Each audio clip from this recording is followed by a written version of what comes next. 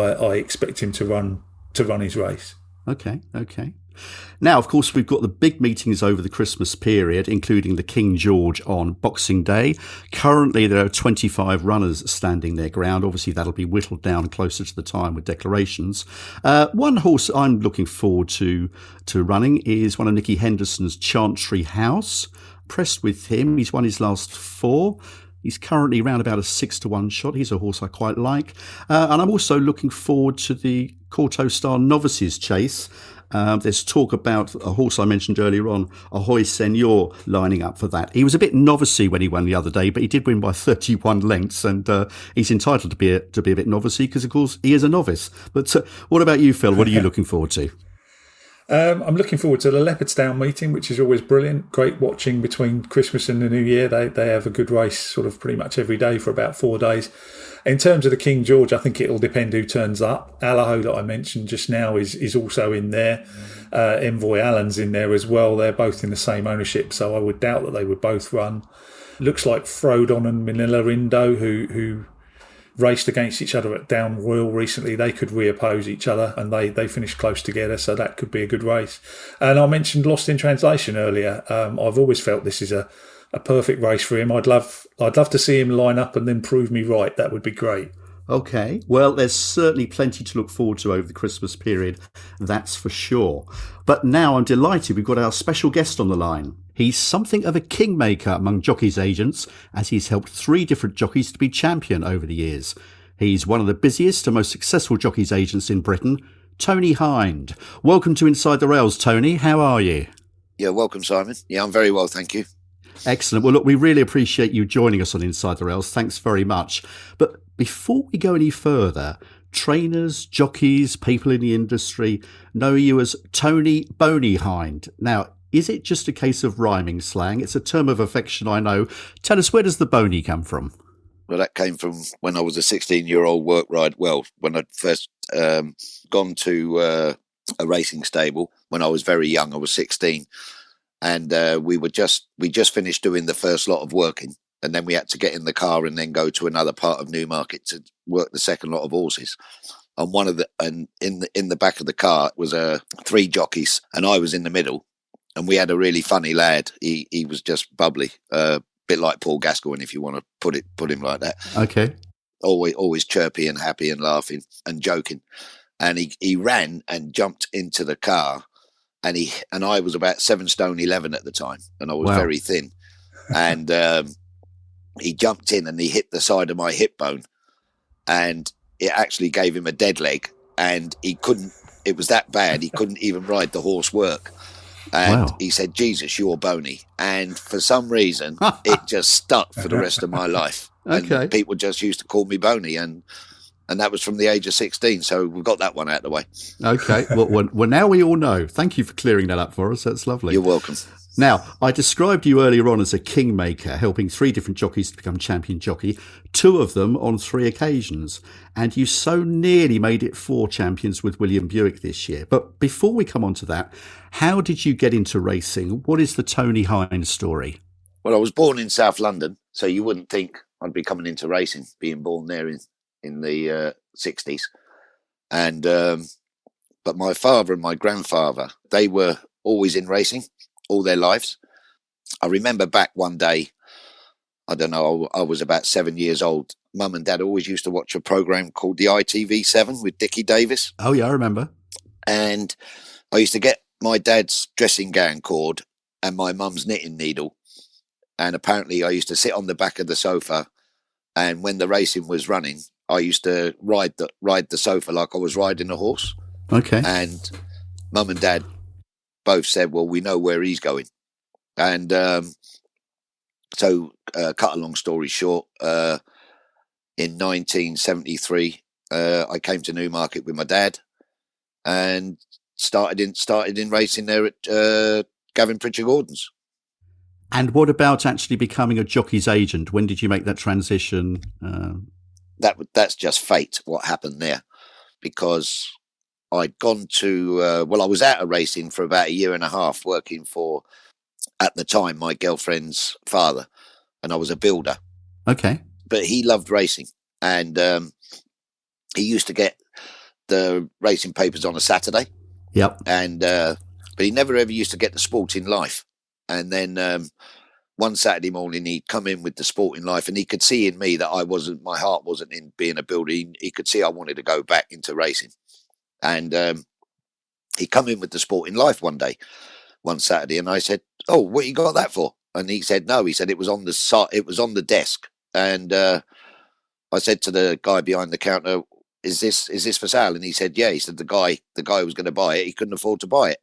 So he said, well, I'll have it. And he was reading through it, and he looked at the advertisements, and there was a job going at Barry Hills's. Okay. And so anyway, cut a long story short, we made a phone call, went to Manton, and that was that. And then one day I was on a horse I used to look after called Stone Circle. And there was this kid. I'd never seen him before. I'd only been there about 6 weeks, 2 months. And Barry Hill said, right, you go with Tony. He was a really lazy horse. And I mean, this horse he was on, it was basically useless. So he said to me, look, Tony, just make sure you stay with this horse. Try and give him a bit of confidence. Yeah. So I'd watched this kid on this horse. And let's not forget, I'd been riding horses for, at the time, about 15 years. Okay. But this kid rode this horse, and I'd never seen anything like it. I couldn't believe the way he rode it. And he was changing his hands, he was grabbing hold of it, and he finished upsides me, and it went very well anyway. Okay. Anyway, I went to one of my mates who worked there, and I said, who's that kid from Manchester? And he said, oh, that's Darryl. I said, who is he? He said, it's Darryl Holland. So I said, all right. I said, yeah, how long's he been here? A couple of years? He said, no, he's only been here about 6 weeks, same as you. I said, no, he couldn't be. You can't ride a horse like that. You can't, that's impossible. Anyway, that was the case. There was one day on a Sunday, summer afternoon, we were all laying on the lawn, and Darryl was coming back from the yard, and he had his head down, and one of the lads says to him, what's the matter, Darryl? And he says, oh, I can't get a ride. No one knows me. No one, he said, it's, I don't know how to do it. And then one of the lads who was working at Barry Hills's that worked in Newmarket that I knew, Danny, he said, get Boney. He's got the gift of the gab. And I said, no, I don't know how to do that. And then he was like a dog with a bone. He just said, come on, please, Boney, please help me. And I said, I don't know how to do it. Where am I going to ring from? He said, go to the phone box. So anyway, cut a long story short, he came down with a load of 10p's and, whatever you used to put in a phone box in them days. So anyway, it was a Sunday morning. And obviously, as you know, in them days, it was 24-hour declarations. Yeah. We had a little pub called I think it was called the Trelawney Club in Manton. And it was a boiling hot day. And I mean, it must have been nearly 30 degrees. And I'm stuck in this phone box doing it for him. So he promised me a £5 a ride. So I must have been in that phone box for about an hour and 15 minutes or something. So I remember walking into the Trelawney Club and Darryl sitting there. And I said, right, you got 2 tomorrow at Leicester. I don't know. I'd gone through the week. I got him about 9 rides from this phone box. And he said, Jesus Christ, you're like Paul Daniels, And I said, well, it's what you've asked me to do. It's what I'm doing. So then obviously I couldn't let him go. He wouldn't let me go. Okay. Well, listen, that's a really fascinating insight. I know Darryl Holland not very well, but I've come across him. And of course, he's a trainer now, so I guess you're still dealing with him now as a trainer as opposed to a jockey. Oh, but, yeah, Darryl's my best friend, yeah. Okay. Now, look, moving on a bit to the present, you've now got 6 jockeys on your books. Ryan Moore, Jim Crowley, both of whom you helped make Champion Jockey. William Buick, Pat Dobbs, David Egan, and Mikhail Barcelona. Now, I know it's been a really tough season trying to get William to be champion, and I think I heard that the latest you were going to bed during the last few weeks of the season was 9:30 because you had lots of early starts.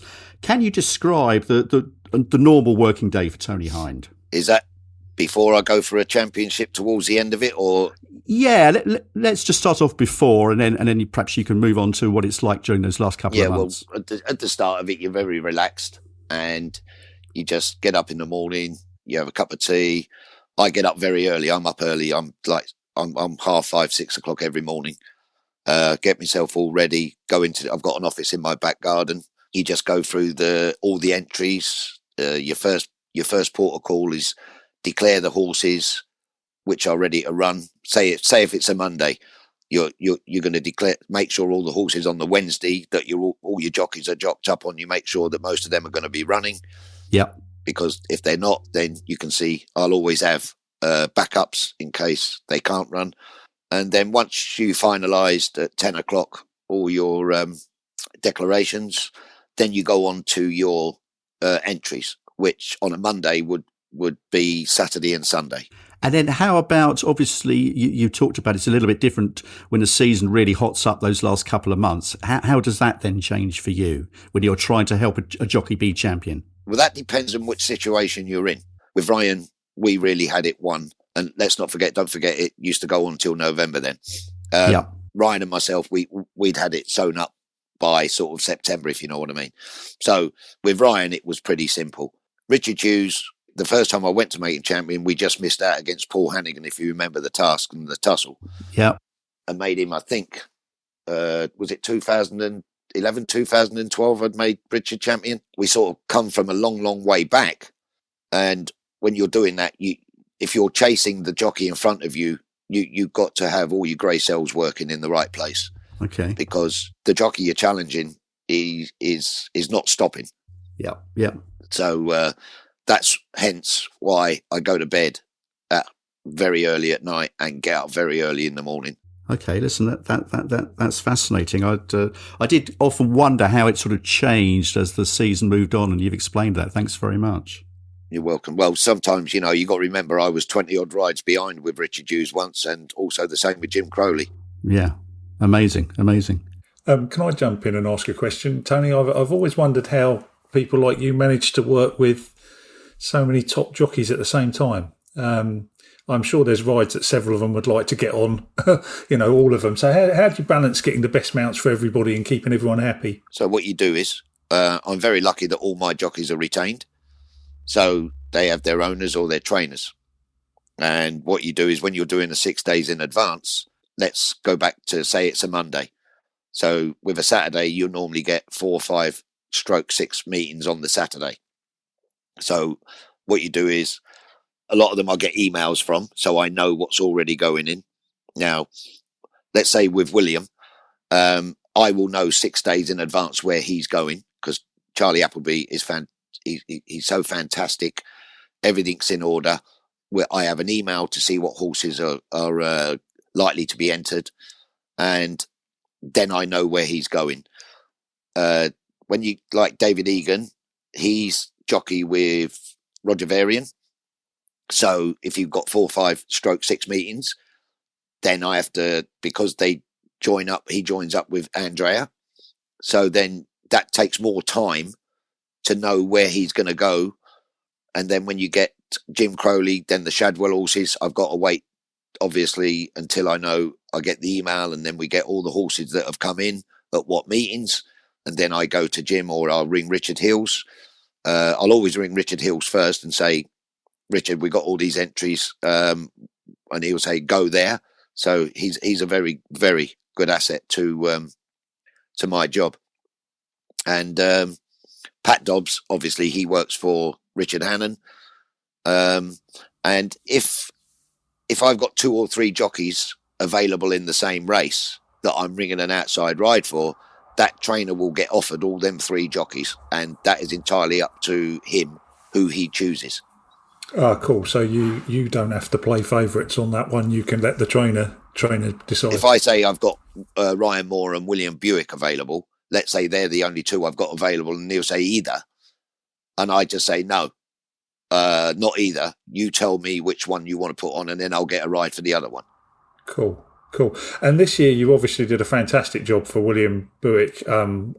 He seemed to have a ride in every race at the end of the season. I couldn't believe the number of rides he had on some of the cards. But we heard O'Shea Murphy talk at the end of the season about how much of an effort it was chasing the title, and that he might not do so next year. What about William? Is he going to be all out to go one better, or did this season take a toll on him as well? No, the season didn't take a toll on him, as a matter of fact. Right. I'll be perfectly honest with you. 10 days after we